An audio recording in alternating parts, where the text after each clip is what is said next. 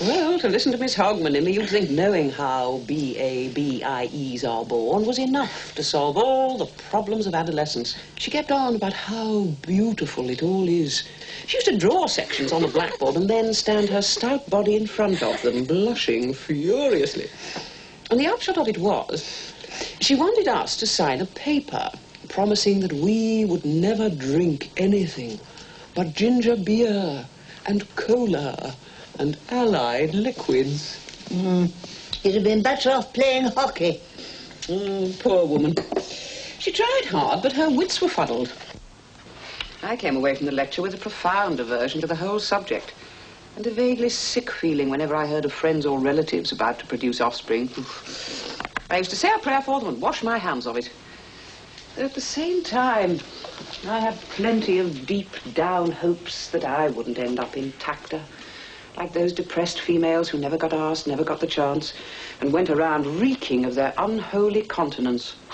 As I grew older, I guessed copulation must be first-class fun, but I'd no idea how one set about it, or indeed how one found a suitable mate. Just like that girl in the paper. What girl? Didn't I tell you? No. Oh, I'm sure I told you. Not a word. Well, this girl wrote to the paper and said she'd seen a young man at the tennis club she'd joined, so as not to feel lonely and to get herself fixed up with a house or a flat and a baby. Anyway, this young man would do, she thought. He was all right. The question was, how could she get him to propose? They hadn't actually spoken, you see, so how could she make him propose? Well, they published an answer and they said, arrange to play the last set with him, then linger hopefully, and perhaps he will see you home. Oh, what a wonderful phrase, linger hopefully. Linger hopefully, and perhaps he will see you home. Can't you just see it? Up and down the suburbs, up and down the provincial towns, up and down India and Singapore and Shanghai, there are girls who have arranged to play the last set and are lingering hopefully.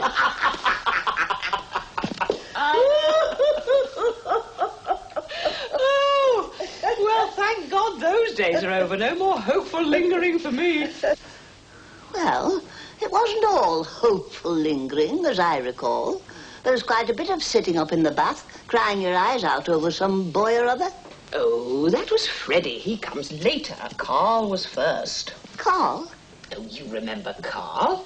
He arrived one Christmas day with a potted plant for you and a 2-volume translation of Faust for me. Oh, and a dreadful translation it was. I'll just go and look at the meat.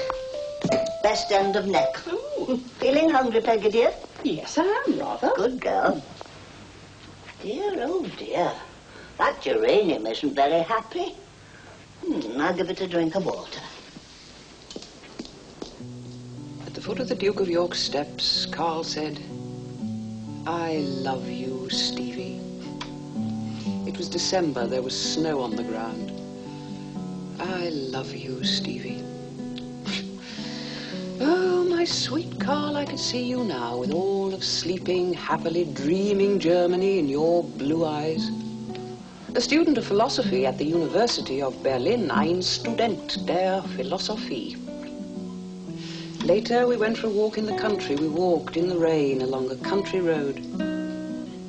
There was a dead vole lying on the ground with its paws sticking upright like a Christian. Now, vole, art dead, and done is all thy bleeding. We went up the path to this forlorn-looking, empty house. Inside, there was a musty smell, reminiscent of murder, suicide, and avarice. We found some dusty sacking and lay down in each other's arms. I love you, Stevie.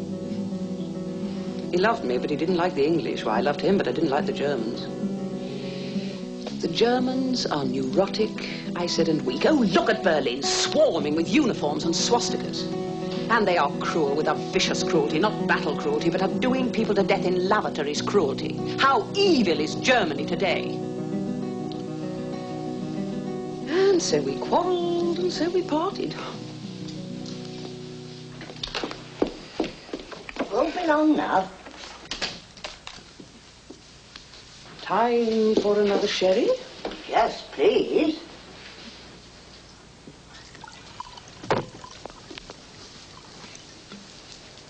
You're smoking too much, Peggy. It's bad for you, bad for your tube.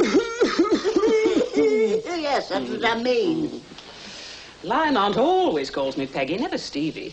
Well, what's wrong with the name you were christened with, I'd like to know? Nothing's wrong with it. Well, then. Stevie began as a joke, really. Someone saw me out riding, thought I looked like Steve Donahue, the jockey. Steve became Stevie and it stuck.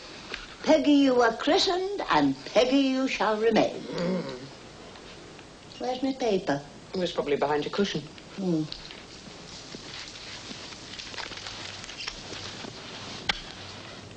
After I left school, I went to Mrs. Hoster's famous secretarial college, and then I got a job.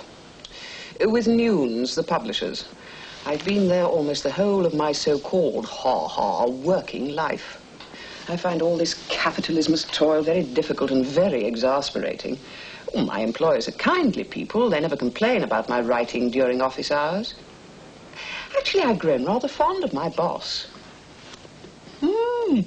He has a very dry sense of humor. I remember once telling him about an article I'd read in a newspaper which said there were 3,421,533 illegitimate children in the United Kingdom. Hoorah, he cried. Who says England's going pansy? Say what you like, I always thought you'd marry Freddie. What? I can't think why you didn't. What on earth are you talking about? And don't try and shut me up. I wasn't the only one, after all. Not the only one what? Person who thought you'd married Freddie. Oh, marriage, marriage. Always this talk of marriage. You made a fine old fuss when he went away. That's not the point. What is then? I'm not the marrying kind. I never have been. Well, you got engaged to him fast enough. I shifted my mother's ring onto my engagement finger, that's all. It was a game, just a game. Nonsense. I am a friendship girl, not the marrying kind. Stop the nonsense. It's true. The very thought of marriage makes me nervous. It frightens me. I've never heard such rubbish in all my life. Oh, she doesn't understand. She never has. It is pointless trying to explain. I may look like a pocket Hercules, but I am dreadfully low on energy. And a tired person like me can't respond to love. Either it wears her out and she'd rather be dead, or else she sees it as a last desperate chance clutch on a hen coop in mid-Atlantic. Oh! The fights and ecstasies of the spirit and the sad pursuing bones.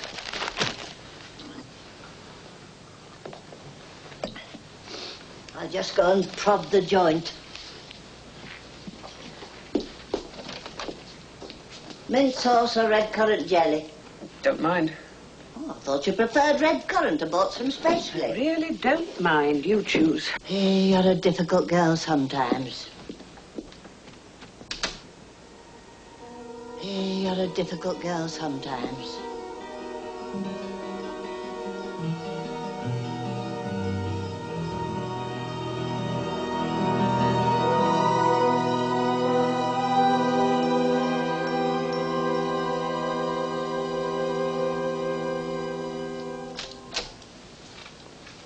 Anyone for tennis? Freddie, dear, how nice to see you.